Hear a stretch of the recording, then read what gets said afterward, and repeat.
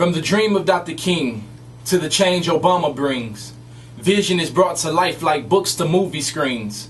Only this isn't theater, this here is the real thing. Generations in the making, amazing grace we sing.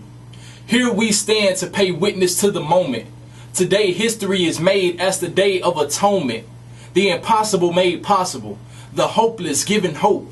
A stepping stone for a culture. Yes we can, he spoke. And yes we did with votes. Votes we once couldn't make. But my ancestors marched in high hopes of today. And on this very day, the dream becomes real.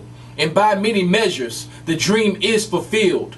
We've overcome police brutality. We've integrated schools. We've eaten in fine diners. We've swam in public pools. We've lodged in the finest hotels and motels. We've been given fair trials and not just thrown into jail. We become CEOs, lawyers, doctors, and politicians. And to put a shining star on Dr. King's bright vision, today we witness a dream made real. President Barack Obama, the dream is fulfilled.